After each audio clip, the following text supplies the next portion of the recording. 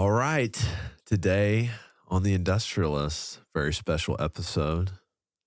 The cog in the wheel of everything Matador today. Miss Isabella Ling. Thank you so much. Yes. Thank you so much for having me. Yes. Our Chief Marketing Officer and Investor Relations. Yes. Yeah. Well, for most people that work with us, they know that Isabella, she runs the place. So, she can do anything and everything and except math, but we got people for that. But, whenever you see anything that's a representation of us online, out on any kind of media, any product or anything, that's her baby. That's her creation. Our logo, she designed herself. I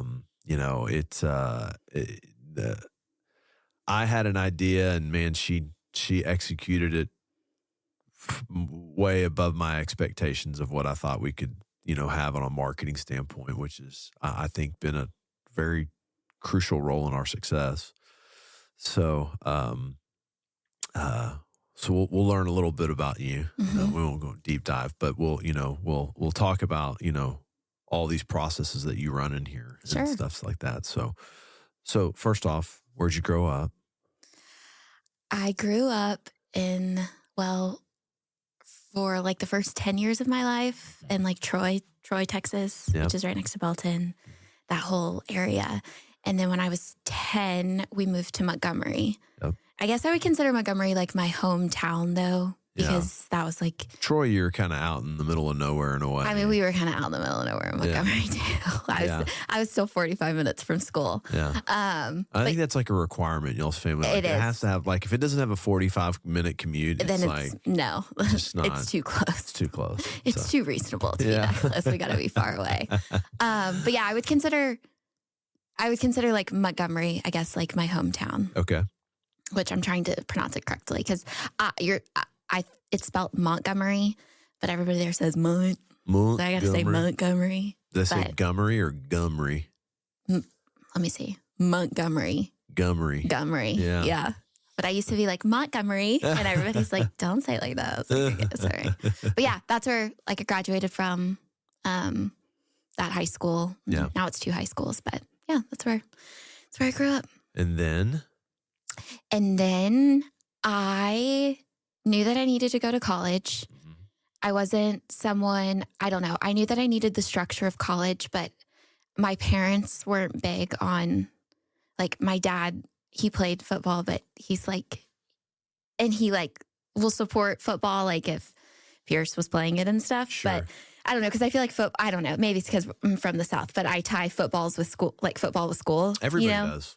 That's a real thing. Like, but I didn't care because I didn't like grow up. So I ended up going to a school that didn't even have a football team. Like they don't have Montgomery High School didn't have a football team? No. I'm talking college. Oh, okay, college. Yeah. So they used to back in the 70s. UTA did? Yeah. Really? There's that football stadium right there on 20. I have literally no idea what you're talking about. I went to 2 campuses. Yeah. Not 2 campuses, 2 buildings. Okay. When I went to that school. Okay. And it was that. I had like my little English, like little building.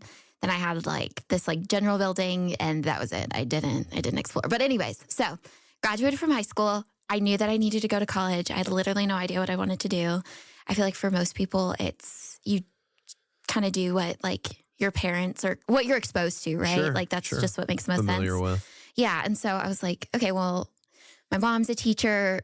Literally like over half my family, my family's like teachers or like nurses. That's kind of just my whole family.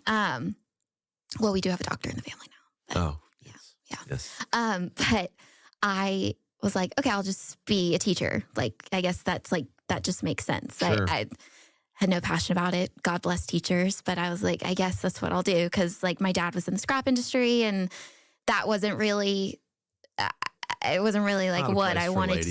Yeah, no, not really. And so anyways, I started off at, I'm so sorry to say this, but I started off at Blinn and A&M because it was, I grew up right there and it was really close. And I did like the blended program that they have there. And then I hated it. Yeah. I hated College Station. Yeah. I did not like it at all. I was miserable. Yeah. And I always loved the DFW Metroplex because going back a little bit, as you know, I went to Prosper High School for 1 year. Yep. My junior year of high school. And I loved the DFW Metroplex. I loved being up here. I wasn't a Houston area girly because that's like the next big city for Montgomery. And so I knew that I liked it up here. And then both my parents graduated from ETA. And so I was like, well, maybe I can get like some sort of scholarship or something. Cause I had 3 jobs at the time when I did campus tours. I worked at Ulta and then I also worked at a winery and I like served alcohol and kind of did like waitressing there. And so I was really exhausted. I was like, I kind of just need to like hone in and like figure out what I wanted to do. So I was like, maybe I can get some scholarships at UTA, like alumni. I don't know if they did it, but they did. I ended up having like a little bit of something. Oh, that's cool. And so that's why I picked it because it was just like convenient. And that's where my parents went. And then my grandparents lived up here. And so I was like, okay, because again, I'm not like I didn't care about schools or like partying or like the football team. Like it was more just transactional for me. Like get a degree, figure it out. But like right as I was transferring up here, I was having, I guess, a 19-year-old crisis of like, what am I going to do with my life? Right. Yeah. Because I was like the teaching thing. The more my mom teaching, I was like, I really don't want to do this. Yeah. And I love money. Yeah. I do. And I was like, these two things aren't adding up. It's like, on your disc profile. You're highly motivated by money. I am. And I'm very transparent about that. Yeah. I like to make money. I like to see our investors make money, which we'll get to. And so I was like, well, shoot, these two things really don't go together and I'm not passionate about it. And so at this time, my dad was like talking with Jeff and you about moving up to Mercer Company. And I remember just telling him, and I was like, hey, like if, like when because he was really, I mean, y'all have always been friends, but the relationship was blossoming, it was, it had grown a lot since we had like lived up here and y'all had like really reconnected and all of that. And so anyways, I was like, if anybody like needs anything, like I'm tired of like working 3 jobs. Like it was exhausting. Nothing was like leading me to anything that like I wanted to do. And so I guess he talked to you. Honestly, I think your dad was just like, hey, if there's anything she can do. And I was like, you know what? Yeah, there probably is. I remember you called me. Yeah. And oh my gosh, I was so nervous. And when I was outside in Plantersville, which is where we lived outside, I went to Montgomery, but lived in Plantersville. And I was like walking, I think I probably walked like 3 miles, like while I was talking to you, just around the land. Yeah. And I was like, you were just like, do you think you would be interested in this? And I was like, heck yeah, I would. Literally, like this sounds great. Like I don't know, I'll try anything. I'll do anything. That's what YouTube's for. Yeah. I can figure it out. Yeah. And so I was like, yes, done, got it. Called my advisor. Literally, it was the same day or the next day. I can't remember anymore. Yeah. And I was like, I was on the education path. I was like, drop it. Yeah. I was like, I know I'm English. Like I'm an English major, but I need to get as close as possible to anything to do with business. Like I need something to see her. And she's like, are you sure? I was like, what was her name? I can't remember. I think her name was like Carrie or something. I was like, Carrie, listen to me. Drop it now. Okay. I am riding the wave. Okay. Like no looking back. I don't like, I wasn't passionate about it. And I was like right at the cusp of like entering the part of like school where you really start getting into like the education side, not just like your core classes. And so I changed it and then worked from home for a little bit and would come up here like once a month. Yeah. And we did it all remote for a while. Figured it out. I don't know. You'd be like, can you do this? I'd be like, heck yeah, I can. Yeah. Immediately YouTube. I'm like, how to draw a logo or how to build a website or I don't know. I just figured it out. You had faith in me and I'm so eternally grateful and blessed because it's changed my life for the better working here and knowing you guys and my whole family, honestly. But the fact that you had faith in me and you trusted me and you worked through it with me and let me just figure it out. It's pretty cool. It really is. I mean, it's special. Like, yeah. So what was your major in college? I was English, technical writing, and professional communication. What was your GPA? It was a 4.0. Yeah. I wanted wanted people to hear that. I want them to know how smart you are. So, yeah, no, every time I gave you something, you came back with better than what I expected it to be. That makes me so happy because I was so nervous. Well, I mean, but you take a very serious approach to if you're going to do something. Like if you're going to do something, it's perfect. Like you. Well, I try, but. Well, I know, but you don't accept flaws. Like, well, I care so much it makes me physically ill. Yeah, like, I know. Like everything does. It sounds stupid, but it's true. Well, so, when we really started Matador, it was, when you started with me, it was kind of just more brokerage stuff at the time. And then we started, bought a building, and in the beginning, it was just me and you. It was like me and you. Tammany. Yeah, Tammany, transaction management, proper scheduling, inspection, everything. We did all of it together. Locking tenants out, all of that. I was like, literally, I YouTubed that too. How to lock a tenant out. Yeah. I was like, okay, I got this. Like, this is fine. Thank God for YouTube. Yeah. Yeah. So, it was just us, and then, and, that was when it was capital equity capital. CEC, baby. Oh, yeah. So, yeah, for those that don't know, our original name was Capital Equity Capital. It's funny. And then I was like, I think I want to scale this. And I don't think that's a scalable name. Work at this. Yeah. So funny. So, but yeah, no, it's just us, just doing everything to put it together, getting, I remember loading a lot of, before you took it over when I was having to do the operating agreements because you really didn't know what they were yet at the time. And I would load everybody's DocuSign and, which is crazy because that's so much work. I can't imagine you I don't know how you did it. And I was brokering like the whole time. No, I know. That's what I'm saying. Yeah. Like when I think about that's like wild. Yeah. But we did it all. We got the portal set up. We collected everybody's wires and did all the things. Now we're kind of more of becoming more of a machine where, totally. But let's just go into what is your role here now today, where we sit today. What's your role in Matador? So I handle all of our marketing. So everything from our social media posts to our email blasts to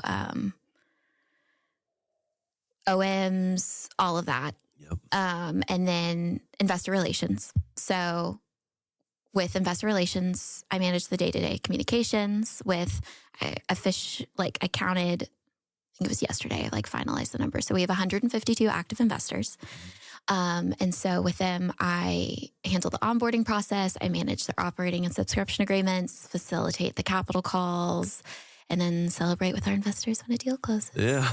Woo. Say congratulations. This deal is closed and funded. Yeah. We'll keep you updated. Yep. Woohoo. So how do our investors typically find us?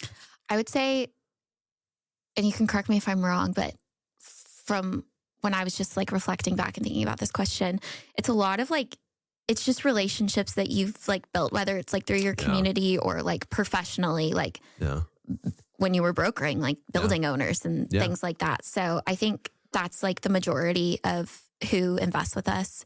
So it's a fabulous group of people. I literally love our investors with my whole heart. Yeah. I just do. Yeah. And I feel I have a relationship with every single one of them. But yeah, I mean, that's all through you. Yeah. That your relationships and then kind of helping manage and love on them and do all of that. But yeah, that's where I would say the most. And then we have had some, I think, through social media, of people seeing us on LinkedIn or X, Twitter, Instagram, things like that. But I would say most is through your relationships. 98% of it. Yes. Yeah. Yeah. So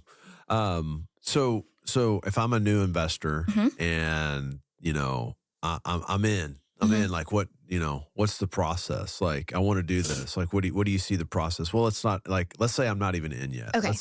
Let's say, hey, I'm interested. You're interested. I'm interested. Yeah, sure. Right. So usually for that type of stuff, people come to you directly. Yeah. I feel again, because with the relationship, it makes sense. And just, you have a level of knowledge that I don't have. And what you share with them and the connections and you literally remember everything. And so all of that.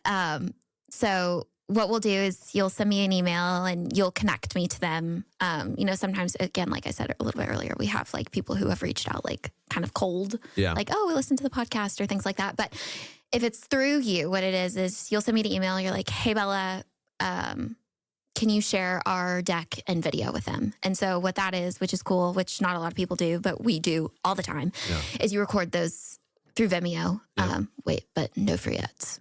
I shouldn't have said Vimeo. Through a platform, you record these videos and you will walk people through like the deck or through a deal and we'll send it to investors or whoever. Or, you've recorded deals for everything, for brokerage stuff too, because it kind of, you can address all of those questions and the repeat questions and things like that.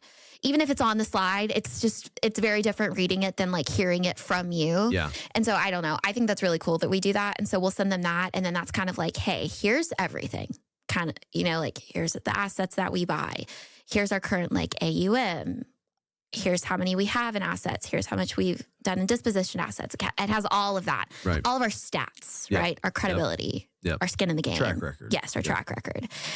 And so after they review that, I think that helps them just understand who we are, what we do, obviously, right? They can access our website through email signature. I'll send that in like my little email template that I have. Like, here's everything, right? Yeah. And then if they're aligned with our investment strategy, you'll usually get on the phone with them after that. Yeah.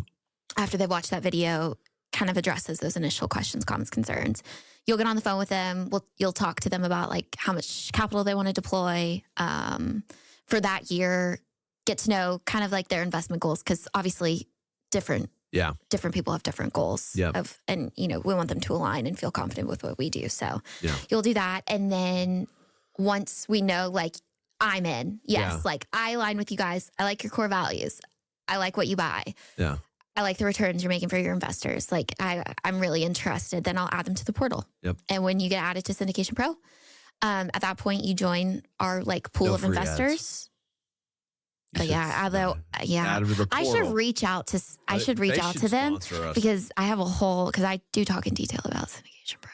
Yeah. But the portal. Yes. The portal. We add them to our portal. Yeah. And then they join, and once they're a part of that, like I add them so they get access to all of our new investments and all of like our like big announcements. Obviously they're not going to get, which we'll talk about later, our Mat Cap recaps or things like that. But anything related to like, oh, here's our annual investor meeting, or, when we did our debt fund, that went out to everybody, but kind of like those big announcements and then any new investments, they will get through that. And so then it just kind of flows naturally from there if they're interested and want to do it. Maybe you can say Syndication Pro, and then we'll send this to them and say, okay, y'all should sponsor us. Yeah, I think that's what I should do, though, seriously. We gave you a freebie. But after that, next time you got to pay. Because I do love them. Yeah, no, it's been they legit are. Well, let's do a quick plug real quick. So hey, Syndication Pro. Yeah, hey, here we go. So, when we did that, I interviewed them in like Juniper Square, and Juniper Square was the exact same thing, just like 5 times the cost. So I was like, oh, I don't have enough money for that. Well, it was baby Matador too. Yeah, baby. Yeah, if it's the same thing. Yeah. So, anyways, seems to have worked just fine, and all of our investors seem to really enjoy it. It does what it's supposed to do. It does. It does a good job. 100%. So, and it's not. I would say because I will access the portal as obviously the admin side, but then also as like a user. And I think on both sides, it's very easy to use. It's very user friendly. I love it. Like we have people reach out, like, hey, we got a portal. I'm like, we are married. Yeah. This is a very serious relationship. People send that to me too. And I'm just like, can you imagine moving 152 people over and then all of like our leads as well? There's good night and good luck. Like, why would anyone do that? I don't know. No. Yeah. I that's probably a waste of time to cold call on existing portal users. Yeah. I would be very curious of what like. I bet they never switch anybody. Like, how many people do you switch a year on this? Like, really? I mean, you would have to have like maybe like 20 people and them all be like related to you. Yeah. and do it at like Thanksgiving. Hey, everybody, bring your laptop. Right. Yeah. Oh gosh. Yeah. That's No. What a operational kick in the pants. Yeah. Especially with like monthly distributions and they like. I'm just getting exhausted. I know. Let's move on. Let's move on. Okay.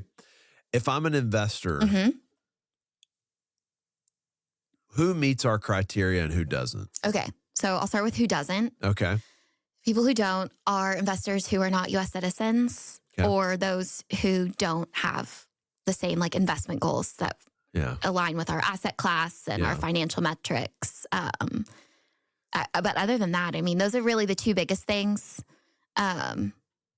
Because I feel like everything else you usually just kind of mesh, and it's naturally like as you through the relationships and as people see like what we post and what we do, I think people naturally, are interested in that. So I don't know if that makes sense. Yeah. I think, I remember one time an investor told me, after he bailed on his commitment the day before closing,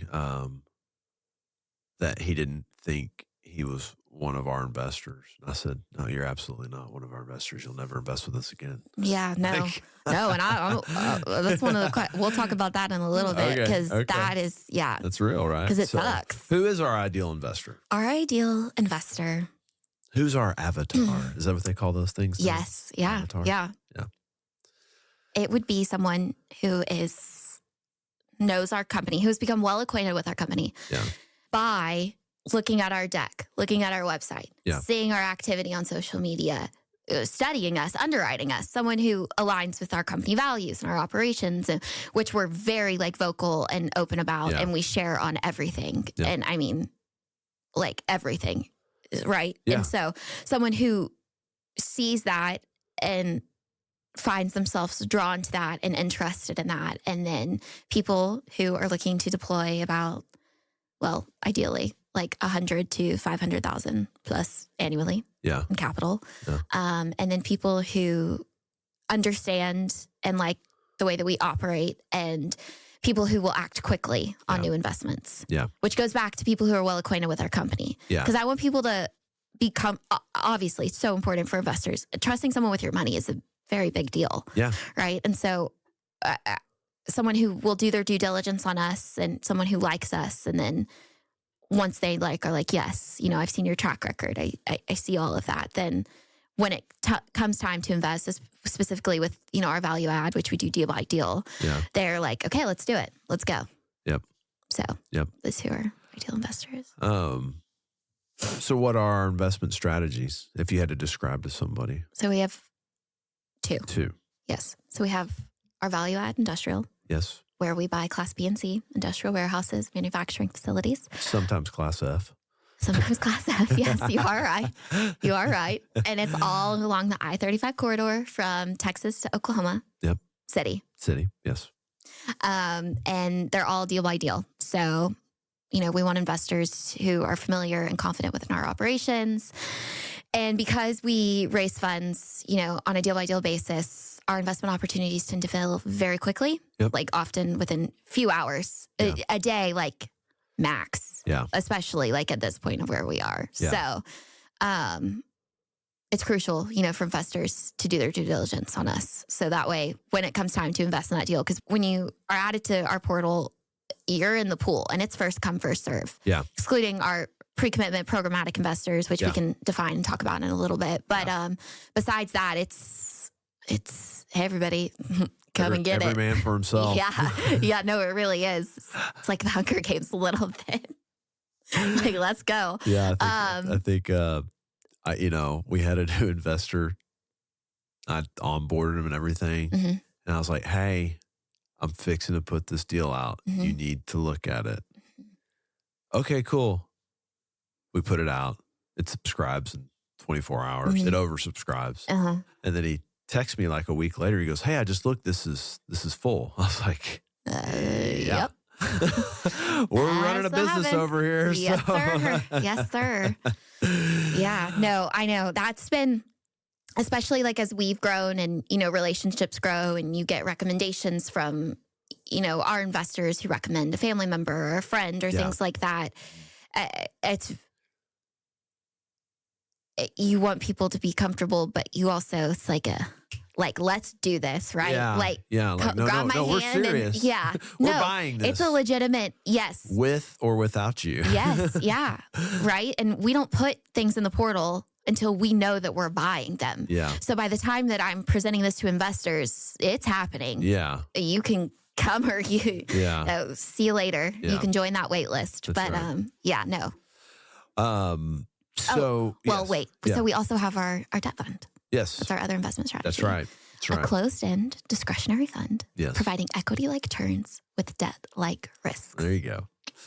So that's our other side. The debt fund. So that's been a big it's been a big new thing for us. It's been an idea of mine for a couple years. I just finally got it executed and I don't know. What do you think about it? I love it. Yeah. I love it. Yeah. The longest part of it is just that original subscription agreement with investors, just because it's pretty hefty. Different document. Yeah. So. But like I tell our investors, it's only one time. Yeah. You only have to fill that document out one time and then you are good to go. That's it, right? And you only get one K1. One K1. It's beautiful. Yeah. I mean, it's really beautiful. Yeah. Like it's on the back end, like the administrative side. Yes. It's so just straightforward and simple, and it's great. It is. Yeah. It is. It's our new darling around here. We do enjoy it. Well, we're deal junkies. We'll always turn around buying industrial. Yeah, I was just about to say, but also, I like a Class F industrial building, right? I like investing in that. That's right. It's fun. We know what's going to happen. Yeah. A lot more risk, but a bigger return. So that kind of just really comes into what kind of flavor profile are you as an investor? Our value add, it could take 2 years before you get a return. Buyer beware. This is a turnaround business plan. This isn't, doesn't turn on the next day. And we say that in our OMs. Sure. Like when you look at our underwrite and investment overview, we say what year this is stabilized. So we're very transparent about that. But you have to And sometimes we're wrong. Sometimes it's. And sometimes it's longer. Sometimes it's shorter. I mean, it's, if you took the average of it, we're probably beating what we quote, but things happen. Totally. But you have to be set up for, on the value add stuff, you need to just be like, hey, I'm putting this money out there and, see you later, money. See you later for a while, Yeah. It's in the oven. Now the fund, you come into the fund, distributions start the next month for you. Yeah. It turns on pretty quickly because every asset in there is maybe not stabilized, but a loan product that has a current pay on it. And so that's a big advantage of it. So for some of our investors, I mean, one of them, he said, I love these deals, but I don't know if I'll be alive when this one sells. So I just want cash flow. That's funny. Yeah. And that's true, right? That's part of it. So, so what's the best way for someone to learn more about us? Through our marketing.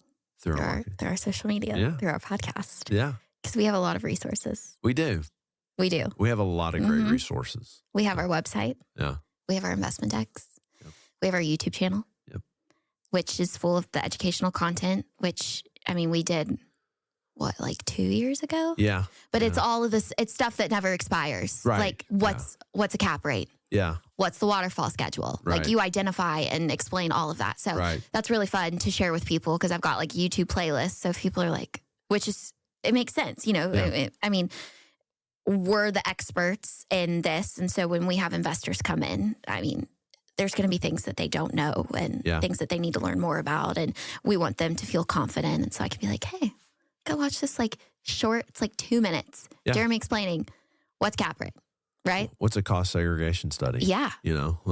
So those are all of those little things. Yeah. It's almost like we should recycle those videos because when we were putting them all out, I had a lot of brokerages call me and be like, I just make my guys watch this stuff because this is great. We should honestly, we should do some brush recordings. Yeah. We could just redo it all. Right? Yeah. probably not a bad idea. Yeah. Now we got our own place. So yeah, I know. Before we always have to go on hodgepodge. location. Yeah. Put it together. So, but no, so they have that, which is full of educational content. You have our social media. You have Instagram. Yep. You have X, Twitter. Yep. You have LinkedIn. Facebook isn't really, I kind of let like things like reels and things like that from the podcast, kind of overlap. I just have them connected, but Facebook is, well, we do have our Facebook page that we're launching here soon. Yeah, that's right. With all of our like little small leasing opportunities. Yeah. And so that'll be really cool. And I'll start sharing that and people can go and look at that. And that's pretty exciting. It's pretty cool. Laurel's done a great job on that. Yeah, that's really cool. Yeah. That's pretty exciting. And then the podcast. Yeah. The podcast. This is I love it. Yeah, this is kind of your baby. Yeah. So it's so fun. It's so cool. Yeah, you're the executive producer. Sure. Sounds good to me. But I think our podcast is really cool. And I was thinking about this and kind of going back to how people like doing their due diligence of understanding us and, who we are, who we work with, what we do, our core values. Yeah. What's really cool is what you've done is we've brought in, you have Confessions of So we have the Industrialist, right? I think Which is what this will be on. That's the overarching theme, though. It is. That's the name of it. Yes. And we just have segments. But we have the professional term is episodic series. Oh, okay. Thank you. That fall below. Sorry. Fall below it. So you have Confessions of a Street Broker, you have Shop Talk, and you have Retail Recap. Yeah. But here's what's so cool about it. I don't know if you've ever thought about this. You probably have. But you have, let's start with Confessions of a Street Broker, right? Yeah. We do our deals with brokers, right? Yeah. You brokered. Yeah. That's the whole point of that. Your relationships with all of these market directors across, DFW. I mean, we've gone kind of outside of that, but really it's the people that your like network here. Yeah. Those are the people that are like bringing us deals, right? Yep. And it's so cool because that's who we got XYZ deal from that's in the portal that you're seeing, right? That broker. And, we thank them. And so like seeing that tie and that relationship, I think is really cool, right? Like, you learn about that person on Confessions of a Street Broker and that's the person that brought that deal. And that's just like another touch and another layer of, because we're all just like people, right? Yeah. And I just think that that's really cool and that like relationship. And then, with Shop Talk, they get to know you and Will, and they get all the like the fun like market stats of what's happening. You get the corporate term of the week. You get that like little comedic aspect. And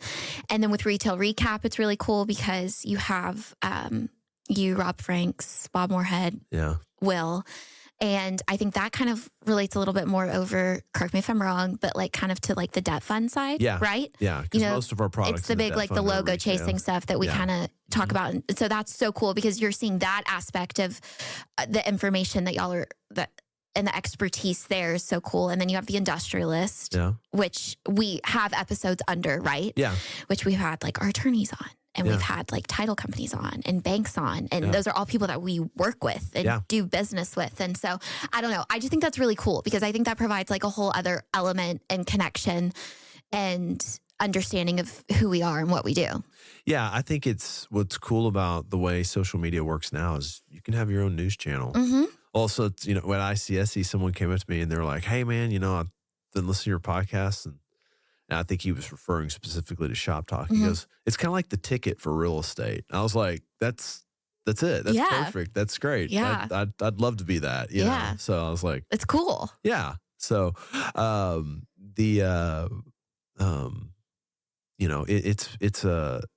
love doing it. It's it's a blast. It's you've done a great job producing it and thank you. Keeping it rolling. And, but I think it's part of, I think the other thing that it does for us is like, we're exploring another market right now. And, I was like, I put a post on X, Twitter. Hey, and I got connected with a broker in this market and he goes, hey, I've never talked to you, but I feel like I know you because I listened to all of your episodes. And I was like, that's awesome. Like, you're building and working on that relationship, like without even like it just happened. Yeah, it's cool. Yeah. It's like, it's already a given thing. So that's been a big, I think that's a immeasurable ROI, but it's like infinite in a way. Mhm. And so that's been that's been a big kick of it for me. But yeah, no, this all runs on you. So you do an incredible job at it. So once you kind of have an investor on the line, you're talking to them, what are some of the potential questions they typically ask? Okay. So the first one is usually, are there any current open offerings? Yeah. Which typically, like when we add an investor and because of how fast a deal like fills up, there's usually not like a gap of like when that will overlap and like all the stars align for that to be like an immediate thing. Yeah. Because like we shared earlier, you get added to the portal and you're a part of that pool of investors, excluding, our programmatic pre-committed investors. It's first come, first serve. So anytime that there's a deal available, I will send an email blast out to everybody. Hey, here's a new investment opportunity, all the details. It'll have all of the documents, our templates, our offering memorandum, everything. But we aren't going to put a deal in there right when we get it under contract, right? Right. Because things change. That's what due diligence is for. Yeah. Right? Yeah, People do due diligence happens on us. We do due diligence on that asset. And we want to be for sure that we're going to be acquiring this asset. And so we won't add it until we reach that point of we're like, yes, we're doing this. Yeah. So that is one question. Another one that I get is when people add their banking information, which I totally understand. But people think that when they add their banking information and I'm going to do a capital call, that like I'll just go in and like take their money. Like that's a really common question though. I'll get calls and things like that. They're like, hey, so like when are you going to like pull this? I'm like, no, that's not how this works. Like we wouldn't. No, I have people do that up front. So by the time we're ready to make distributions on that property, everything rock and rolls smoothly and Angie can just send those out, because ACH is like this. That's the safest way to send stuff. Yeah. I mean, I think, honestly, I don't think we have any more investors who request checks. Because that is like an option in the portal, but I really try to get people to do ACH, right? They should. It's faster, it's safer, it's all of the things. And so the banking one, though, that is a pretty common one where I'm like, guys, it's like, no, that capital call is an email. Hey, I'll give you like 2 weeks notice too. Please begin sending your funds, right? But no, we don't ever pool money. Yeah. That's for your distributions. That's for you to get money from us. Yes. Another common question is, when do distributions begin? Yep. Like, when am I going to start making money? So distributions begin once an asset is stabilized, right? Yep. So that means the property is, if it's a single tenant asset, it's occupied. Yep. Or if it's a multi-tenant asset, it's 80%. Or it's 100% and the leases need to turn over to really generate the cash flow. Sure. That's usually the situation. Yeah. So. But we have to have, the asset needs to be generating a strong, NOI. Yeah.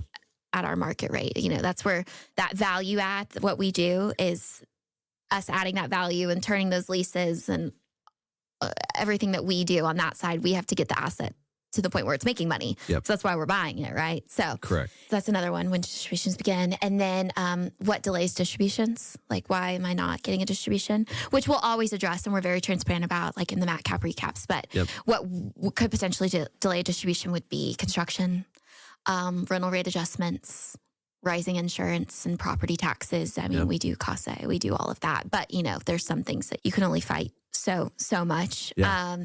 And then vacancies. Yep.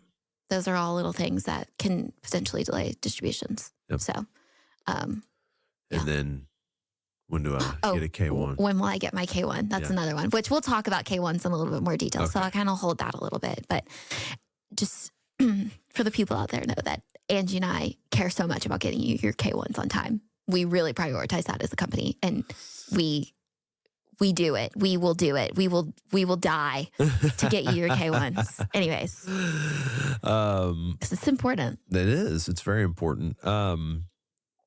Okay, so what's if I'm an investor? How am I going to know what's going on after I've given you money and I don't have a distribution yet? Totally. So that is something that I love that we do. Yeah. I think it sets us apart from other people. And it's our MatCap recaps. Yep. 1, it rhymes, so it's fun. Yeah. And 2 is it's cool. So what we do is we will send out like a monthly report of what's going on at the property. It's communicated by Jeremy and me. And it ranges from, we have some assets where it's, hey guys, nothing to report. We're just collecting rent, making distributions. That's it. But we will still send that out because things change, and that like touch, investors come back to me all the time. They're like, I love to hear that nothing's happening. Yeah. Like I like to just know, right, that everything's okay. Everything's good. Yeah. Because you don't want to be, I don't know, like I said before, and giving your money to someone and invest, that's a big deal, right? Sure. That takes a lot of trust. And so just that little touch of like, hey, everything's good. Mm-hmm. So it could be that, or it could be really detailed. I mean, it could be, here's what's going on with vacancies. Here's where we're at. We had a roof leak. We had to make this fix on the property. That was an unexpected expense. We paid property taxes and we're reconciling that with the tenants now. So distributions are going to be a little lower, or we might pause distributions for a month, until we get that money back, things like that. And what we do is every month send me voice recordings. Yeah. And then I transcribe those. Yep. I send their voice recordings. So I don't know if you know this, but I send them as me. Yeah. Because obviously my job is to talk to our investors. Yeah, you want to be I feel like call. If it's, hey guys, it's Jeremy. Because it is you reporting this information to me. Yeah. But I think you would drown in communication. Because people just want to talk to you. Sure. Yeah. Sure. Which understandable. I want to talk to you. Yeah. But you send me those recordings and then I send them out and all of them are tracked in our portal. Mm-hmm. You can go back in time as an investor and go look under updates, and you can see every single update. Everything is logged in there. Every email communication, everything. Yeah. So it's cool. It's fun. People love it. It is. It's important. It is important for sure. Yeah. So let's talk about Syndication Pro. Yeah. Our portal and kind of the experience that investors have with that, and how's that work? So, okay, wait. Actually, for reporting to investors, should we talk about what we're going to be doing now with John? Yeah, let's talk about that real quick. Okay. So we in addition to the MatCap recaps, we've kind of put together more just a comprehensive asset report that I'll send out quarterly. Yeah. Obviously we send, the other thing we do send every month is the financials with it. I don't think anyone looks at them. I don't think so either. But people just like to see the money. Yeah. So I think we're going to stop giving those monthly, and we'll just give the financials and then an overall asset snapshot quarterly. Yeah. But MatCap recaps remain monthly. Yes. Yeah. Yes. Yeah. That's the quick, hey, signed a new lease, lost a tenant, whatever it is going on. Or nothing. Yeah. Or nothing. Hopefully nothing. Yeah. But Ideally. No. Well, some assets. Some. Absolute net leases usually mean beautiful. Nothing. Yeah. Yes. Nothing is happening. I don't think I've ever said, anything except, hey guys, just collecting rent. Yeah. Making those distributions. That's right. So MatCap recaps monthly, distributions monthly. Yeah. But that really detailed financial reporting and investment reporting happening quarterly. Is going to start happening quarterly at the end of each quarter, which is really cool. Quarter. Yeah. And I think it gives investors exactly what they want, rather than like that big financial report that's like pulled from I think Angie said she pulls it from like Yardi, right? Yeah, it comes out of so Yardi, it's like it really hones in everything that the investors want to see. Yeah. Performance. Yeah. It's performance. Totally. Based. So anyways, that'll be really cool. Pro forma versus actual performance. Mm-hmm. So, okay. So Syndication Pro. Yes. Like, how's the experience for investors with that platform? It's where everything lives for our investors. It is the platform where they can engage in every aspect of their investment process. You have the investment opportunities in there. You review and sign subscription agreements in there. You look at the OMs in there. You receive the MatCap recaps in there. You download your K1 from there. You get your wire instructions from there. Everything lives in Syndication Pro. Yeah. Like that's the hub. It's secure. It keeps everything safe. That way you don't have things just floating around. And it keeps everything organized too. It's easy for an investor to go in, and you can click on invest, investment opportunities. That's where they would go to see a new investment opportunities, or you can go to your My Investments, which is technically the homepage when you log in for an investor on the user side. And I mean, it's great. You can see they have like a little pie chart of how much, total capital they've invested with us, broken down into what asset it's in. You can see your equity multiple in there. You can see how much you've made in distributions. Everything is documented in there. Yeah. So it's really cool. And it keeps everything organized. The document storage. Yeah. Everything. I call it, you know what I started calling it? Okay. And so this song for some people will get this and some people will don't. It's very niche. But when I was like in the 7th grade, there's this song that our science teacher showed us, and it's like called like cells. It's like cells, they're made of organelles. And it's this, anyways, basically, I'm going to actually share this song because it will teach you everything you need to know about cells. And I know the entire rap. Like that's the type of rap music I listen to. But Syndication Pro is the mitochondria of our operations, right? Okay. It's the powerhouse. Yeah.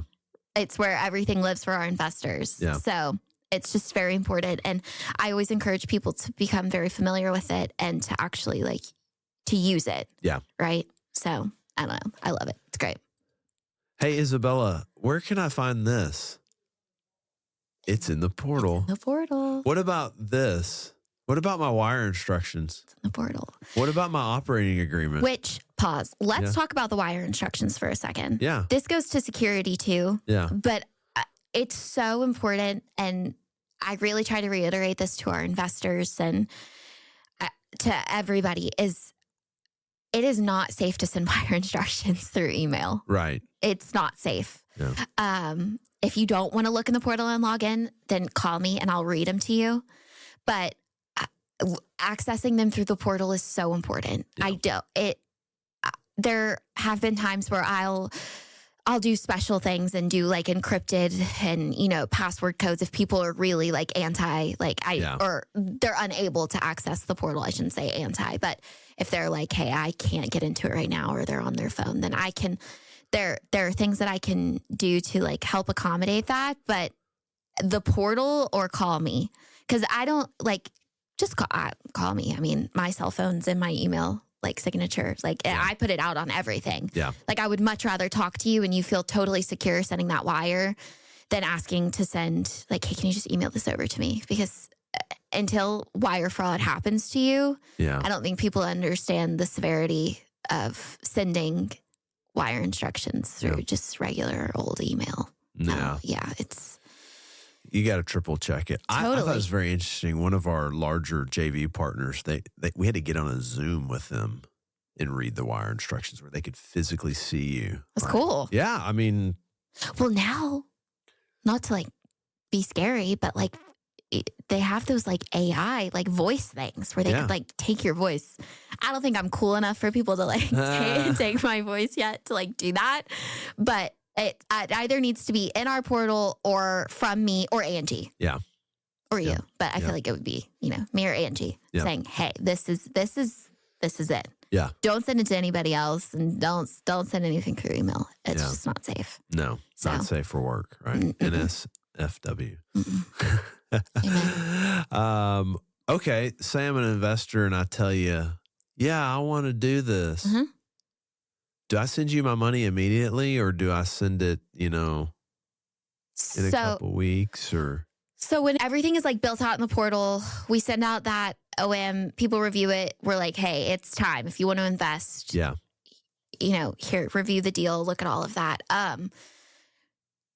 We take commitments. Yeah. So, but the commitments are it's a handshake. It's serious. It's a serious commitment. Yeah. That you're going to be investing with us. And so they will send that commitment. They can either do that, again, through the portal. Yeah, through the portal. You click on that investment opportunities and you can click invest and you put your amount and everything's in there and you're good to go. And then you will see also in the portal that we are not asking for money immediately. Yeah. Right? Right. Because there's still some time. There's still time. And, it's just, we don't need to hold on. No. Yeah, we don't want to hold on. No. And so people either do one of two things. They'll either commit through the portal or they'll call me and be like, hey, or they'll do both and then send an email. Hey, did you get this? Yeah. Which I love it. It's good. I'm all about over communicating. Sure. I like to yap, right? Yeah. Like, let's talk. Like, Yeah. yes, you're good. I've got it, right?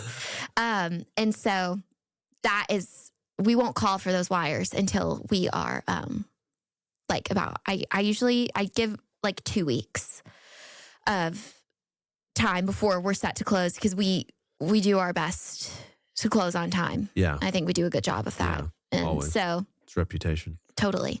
And so we won't call until it's like 2 weeks out. And then you don't have to worry. Like, after I've added you to the portal and after you've committed, I pride myself on communicating before. So then you don't, ideally no one has any questions, right?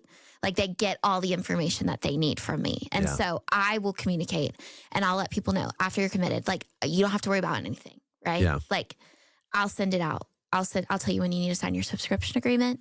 I'll collect that W-9 from you for K1s in the future, whether it's January 2025 when you're investing, but K1s aren't until next year. I collect all of that up front. I have people add their banking information up front, but I will communicate all of that. Right. You shouldn't have to like ask and like, hey, like what's going on? I do my best to keep everybody in the loop. And again, Use the portal. So I tell you I'm in. Mm-hmm. And then a couple weeks later, you're like, hey, it's time to send your wire. And you're like, yeah, I'm not feeling it no more.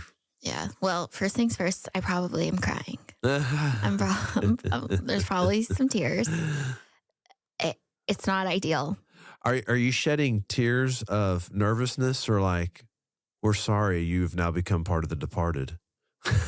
Both. Both. I mean, because you don't align with us if that's what you're going to do. Yeah. Right? Like, then we're not like a match. Like, we're not what you're looking for and you're not what we're looking for. Right. So it really stinks. It's happened a few times. It sucks because by that time, when people wait and say, hey, I'm out, well, I've already got everything drafted. I've got my cap table. I've got that operating agreement. I've got the subscription agreements, which affects investors seeing what their sharing ratio is and what their units are. And like, that all is affected, right?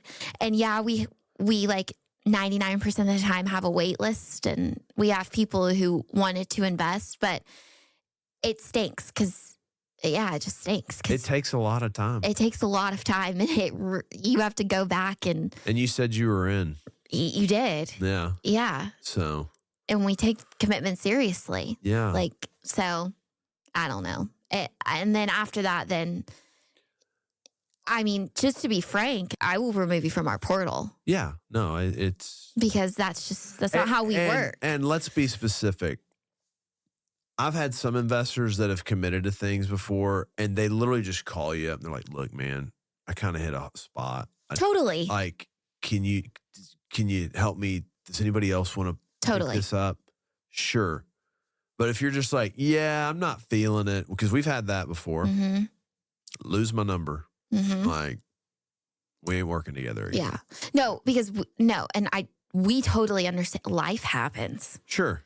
And things change by the minute, right? And I totally understand that. But overall, and also no repeat offenders. You know what I mean? Yeah. Like, we don't need it. No. And we have other great people who wanted to invest and weren't in on this deal. And so it stinks. But that doesn't align with who we are and what we do. And so if that happens, then it's sayonara. Yep.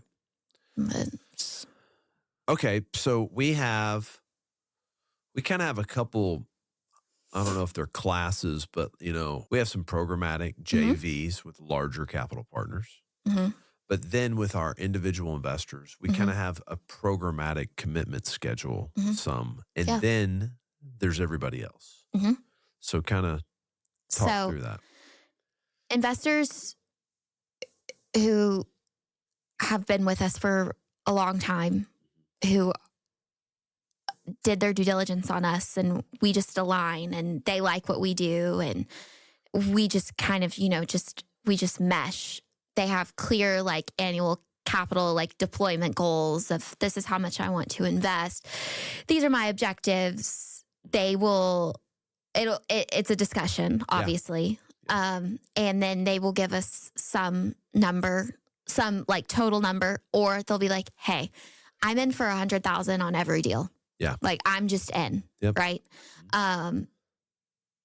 It gives them priority to our investments because, you know, sometimes we're not raising that much, you know, deal by deal. I mean, because we're pretty broad with like, you know, the acquisition price and how much we rate. So, I mean, it's flexible. And so those investors who are programmatic, pre-committed, they get that first. I'm like, hey, here's a deal. Priority. It secures their participation early. Yeah. And it's consistent. And, you know, I will like check about like, I don't know, like maybe like a week before, give people like enough time before I know I'm going to send something out. Just, hey, confirm. You good? Yeah. You want to be in on this? Yeah. Because otherwise I can just adjust it, take you out and hey, we'll skip this one, personal reason or whatever. Yeah. And I can take them out and then I'll adjust what we send out to the rest of the portal. But yeah, it secures them in that deal. And it's great. It's proactive.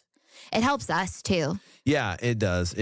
Well, I always kind of likened it to, you know, we're flying an airplane on a destination, but I don't know how much gas I have. And when we would just always hit the portal first, you just, you know, you're waiting for it to subscribe. And that's nerve wracking. So we went to our top investors and just said, hey, people who were just, they just were naturally. You're naturally in every one of these deals. Can I just say, hey, I got you for this many more? Yeah. And that gives us a lot of peace of mind to where those people that are willing to commit that, like you might not see a deal hit the portal because of that, because they just all take it up. So I think that's something that if you want to be on that side of the house, that you just got to let us know. You just got to let us know, and you need to come with a real commitment. Totally. Like, you know, we need to know that we have that money. So that's been a very effective scenario for us. It has 100%. It's helped kind of eliminate a step in our business that we used to have to take a lot harder step at. And so it helps us kind of focus on other things other than when we know we have our money. So, and it's great because, I mean, I invest in all of them. All of them. Yeah.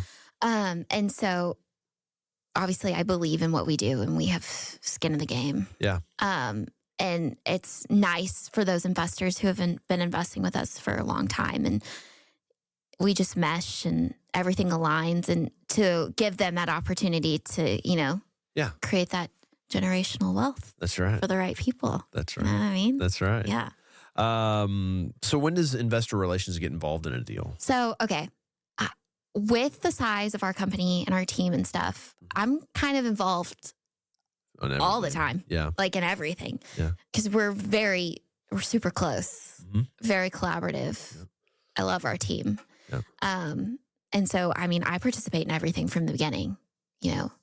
I would say, well, especially in January, I kind of step out of like pipeline meetings. Because it's just K1s. Yeah. They're a priority. Y'all are locked up. We haven't seen y'all for a month. Yeah, so. no. But it's done. Important. It's here. I've got all my stuff over. Yeah. Yeah. So it's all at the CPA's office. Yes. Yeah. And this is January 31st today. But I mean, I've had it over since the beginning of this week. Since the beginning of this week. So it's the ball is in our CPA's court, and we've always communicated to them how important this is for us. And they prioritize it too. I love them. Job. They do a great job. They do a really good job. Yeah. And so, anyways, I'm just kind of a part, excluding month of January, of everything. I mean, with like recently with like Dylan and Laurel to our team, I think we've kind of streamlined our process even further. But like before, I mean, I was the one that was drafting the LOIs and the contracts and doing all of that. And as we've added more people, I've kind of, you know, I step out of those roles and hone in my role, and those people hone in and really develop into their roles. Obviously, it's how it happens. But I mean, my involvement process I've always been very involved, and I know what's happening, especially also doing the OMs, right? Like that's so much everything. Research, the location analysis, doing the pulling. Let me correct myself. I don't do the investment rider overview. God bless Will, you and Dylan, because Nope. Yeah. I can make them look real pretty though. But all of that, studying that, putting that OM together. So I'm involved at kind of all of it. Yeah. Every part. I mean, Dylan's taken over, drafting up those contracts now, but I am second check of doing them just the repetition, it just makes sense, especially with our team size and stuff. So, and then Laurel, I'm having her do those with me too. So it's cool. Yep. Yeah. But we're involved in all of it, all of us. Yeah. I send out everything into the portal. And then, we send the investment out, like the announcement of the capital call, and do all of that about like 2 weeks before closing, providing investors time to do their commitment and arrange their funds. And then I ensure, they're all well informed and prepared for that closing. And then once we get to the closing, excluding the MAC cap recaps, that's kind of where I like step out. Yep. Yeah. Mm-hmm. So just because I said I'm involved in everything, but I want to be clear, like after excluding, keeping our investors up to date and putting together, reports and things like that. After that, that's over to asset management and property management. And that's, Yep. It's good info. Okay. I've been in a bunch of other people's deals. Mm-hmm. And the most frustrating thing is not getting to file my taxes on time because I'm waiting on a K1. Sure. And so that was something when we started this, I was like, we're going to get our K1s out on time. You've always made that very clear. That's always been a priority for sure. Yeah. So what is our delivery of K1s? How does that look for an investor? Okay. So we keep everything. So we have a great relationship with our CPA, and they have a great portal that we upload everything to. And I keep everything organized, obviously, throughout the year. That's why I collect those W-9s right when they invest with us, because that gives me everything that I need. It's easy to transfer that information over. That's why, obviously we have our operating agreements, the cap tables, all of that. So I keep track of all of that throughout the year. But I think there's specific emphasis with Angie and I, right? Angie, our controller, I love from the bottom of my heart. Yes. And then me with investor relations, right? So we're kind of the two main players, I would say, for this. Yeah, that's y'all's. And so anyways, it's just collecting all of those documents. Angie has a whole other, she does financial aspect of everything that she's pulling, but we have those lists of what we need to turn over to our CPA, and we get everything over by January 31st, right? And then our CPA has, they communicate that they'll have it to us by the end of February. Yeah. So then by like March 1, and it's great because again, through our portal, they have this beautiful new, I think they added it last year, but bulk upload of K1s, right? And all I have to do is have it formatted correctly, like I just name that file the way it needs to be for the investor or their entity. And I just go by asset. And because before I was doing it just one by one, and we had like 400 and something active investments. And I was like, it's going to be okay. I was stressed. But now it's really cool because I can just go and do that. And as long as they're named correctly, it just goes immediately to that investor and then they access it through that. But with K1, so last year was a little bit different because there was it was the tax relief for American families and workers. Yeah. So because the bonus depreciation rules. Wait, pause. We are not licensed CPAs or tax advisors. No. Discretion. Thank you. Continue. The bonus depreciation, it's been Trump initiated this when he was his first term, and the bonus depreciation had a sliding scale from 100 to 80% to 60% to 40%, and then it just goes away. And it got into as a bill to potentially take that back to 100%. And our government and their ever infinite wisdom decided to let this sit on Capitol Hill right in the middle of tax season. So no one knew how to properly allocate their cost segregation studies because a ruling could have changed how everything was done. So that took a ton of communication with our investors to kind of say, hey, we're going to be delayed because the government has delayed us. And, telling people to read the email, and we made a video for them and all that stuff. And we had the direct communication from our CPA. Yes. We were just sending over what they were sending and all of that. So last year was just a little bit different. Yeah. But the standard practice. Outside of our control. Yes, completely outside of our control. But we do everything in our power to deliver those on time because we understand the importance. Yes. Yeah. I want to file my taxes on time too, right? Yeah, exactly. You do too. We're in every deal. Yeah. So, I mean, I'm right here with you. Yeah. So no, it's definitely a priority, and we understand that, and we do everything in our power to make sure that we do our due diligence. How many times have I used that word throughout this podcast? A lot, but it's okay. Yeah. To do our due diligence throughout the year, to have everything ready, to send it over, to get your K1s on time. That's right. Yeah. That's right. Okay, well, what do you think makes us different from other private equity companies? Our communication, I feel like. Again, with the Mat Cap recaps, I don't know. I just feel like even if it's like a quarterly update that other companies are sending out, I just think a monthly update just feels better. Yeah. I mean, it would make me feel better. Yeah.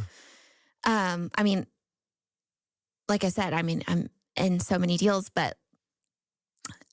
and I send out the Mat Cap recaps, but I mean, I like to go and read through because I kind of step out at that point, right? And, obviously I hear about big things in like our level 10 meeting and our quarterly meeting and things like that, but like kind of those little day-to-day smaller things. Yeah.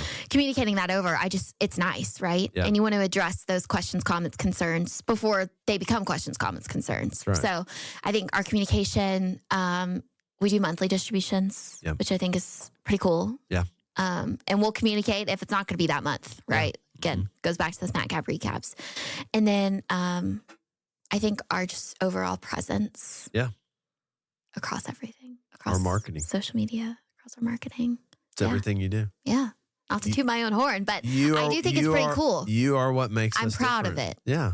I'm proud of what we do. Well, we're very proud of what you do. Yeah, well, you're the face of it. Some of us are a bunch of Neanderthals around here, but that's okay. We have our roles. Yeah, we all have our roles. Totally, 100%. No, I think. Do you think there's anything else?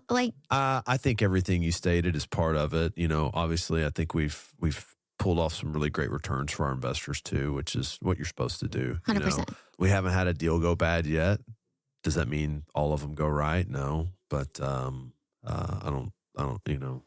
There's no guarantees in life, but I feel like we do a pretty good job of just knowing what we're getting into before we get into it. Totally. And, but that's where like your expertise and your brokerage and how creative you can be with deals is so important and makes me so confident and, happy to like work here. Yeah. Because of what you have the ability to do and how you think and how you handle things and how involved you are. And I don't know, I just think that's really special. I do think that that's what makes us different because you have a total other side of like what makes you good at this, right? Like you encompass it all, and so from, I appreciate that. What'd you say? So I appreciate that. Yeah, no, but I'm so serious about it too.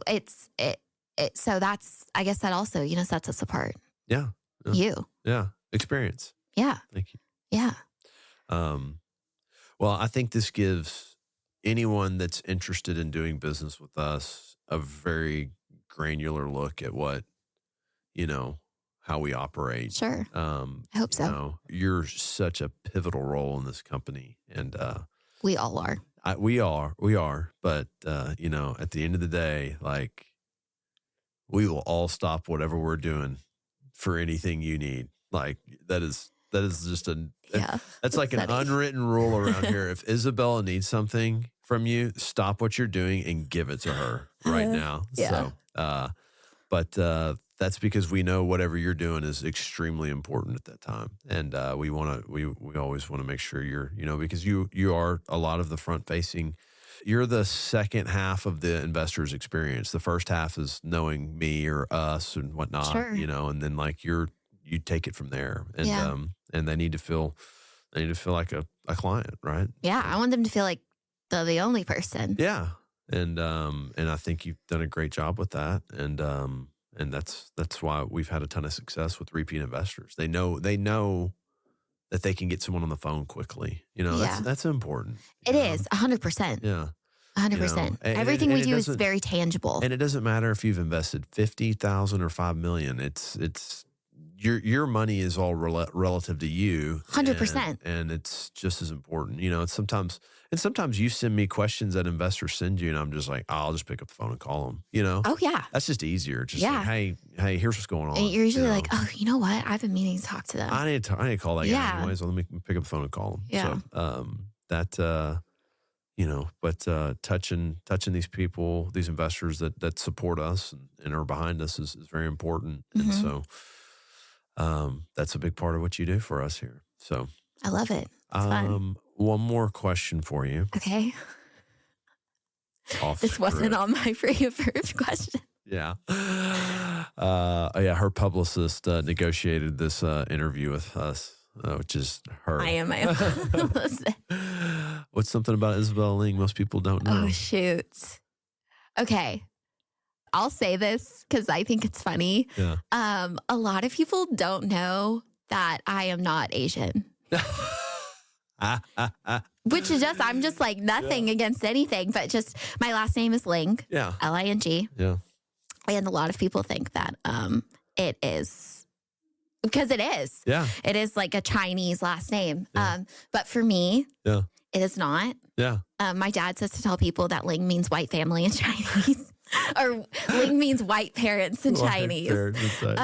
But no, my last name is like, it's a Nordic, Swedish descent. It was spelled Lyng. Yeah. And then when my dad's grandparents or great-grandparents came over, they switched it to Ling because it Americanized it. Oh, okay. But it's funny because it's actually... Chinese did. Yeah, they did. But they... it's funny because it actually... So Ling, Lyng, is a flower in like Norway and kind of those countries. And it means the flower translates to heather. So like my mom's name is Heatherly Heather. Oh, okay.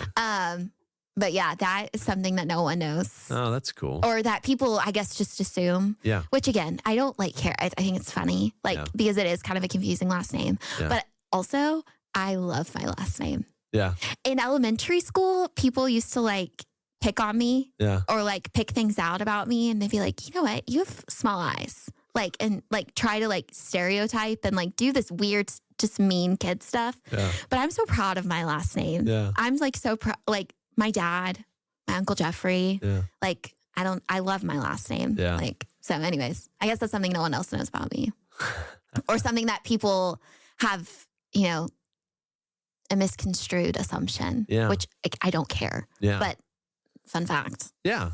No, that's fine. I remember your dad, like all the Asian clubs at Rice, like tried to contact him to join. It happened to me too at UTA. Really? I would get so many like join our Asian American community, or join this club, or do this, or I get phone calls all the time of people like speaking Chinese and leaving me voicemails and things like that because they see my last name, and it's funny. And then my first name too. Yeah, it's like Spanish, Italian, kind of goes both ways. So it's like, what is she? Yeah. She's white. Yeah. Okay. So something else that not a lot of people know that I think is pretty cool. Yeah. Is on my mom's side of the family. So my family has been in Texas since the beginning of time. Okay. So the Immortal 32. Okay. You can see his name on the Alamo. His name's George Washington Cottle. Okay. But he's like I think he's like he goes back to being like my uncle. Okay. On my mom's side. And it's not that far removed, but he was a part of the Immortal 32, which was a relief force of 32 Texas militia from the Gonzales Ranger Company who reinforced Texas under the siege at the Alamo. Okay. And so everybody passed away. But he had children and married and things like that, and siblings. And so that's like how the relation ties to it. But they fought Santa Anna's army. Oh, that's cool. And I think it's cool. And you can go and, you can see his name etched into the walls at the Alamo, and they have like all the documentation and stuff. And there's Cottle County and which is actually, it's like up like north. It's like northeast of Lubbock. Okay. It's just like a teeny tiny little little town. But I don't know. I think that's pretty cool. Because like cool. there's people who are from Texas, but we're like from Texas. Yeah. So anyways, yeah. That's cool. We went to the Alamo last year, and that was kind of like, I've been there before, but it's been so long. I was like little. It's cool to go back. It's just like, I don't know, it's a very Texas experience. Yeah. It's cool. I love Texas. I do too. Yeah. That's why I'm staying here. Yeah. But yeah, I don't know. I think other than that, I don't think there's really anything else that's that like cool or interesting. Those are good ones. But I think they're I don't know. One is funny, and then one I'm like, I think that's pretty cool. I don't know. Yeah, that is cool. Just a cool tie. So, well, thank you for all that you do. Thank you for agreeing to this. I know it took me a little while to get you I was nervous. comfortable to do this. I know. I told you. People come on the podcast. I'm like, oh my gosh, that's fine. Just sit down, relax. Yeah. It's easy. Just questions. Jeremy, I think this has taken it's taken a little bit to get me on. I get nervous. I want to articulate myself well. Yes. You know what I mean? Again, this goes, I just care. And so I don't want to, I don't know. Yeah. And I yap. Yeah. Well, I mean, but that's good for your role, right? Yeah, I guess. You over communicate. Yeah. So, you know what my dad's saying is, right? What? With our whole family, he has a chant and he goes, communicators, and we all supposed to go, communicate. My family can talk. Yeah. We will talk. Sometimes I ask your dad's opinion on something and I get about 2 minutes into it. I'm like, oh no, here we go. He takes you on a journey. Yeah. There's a story. Yeah. There is a story. Yeah. Yeah. So, well, again, we appreciate everything you do here. I know all of our investors appreciate everything you do here. It's a very critical role in a company like us, and we're very thankful to have someone like you doing it. Well, I'm thankful for you. Yeah. Well, and everything that you do, and I'm thankful for our investors. Yeah. And my job, and I love it. Yeah. I love what I do. So, well, onward to more investments. Woo. Yeah. Let's do it. Isabella Ling, everybody. Thank you. Thank you.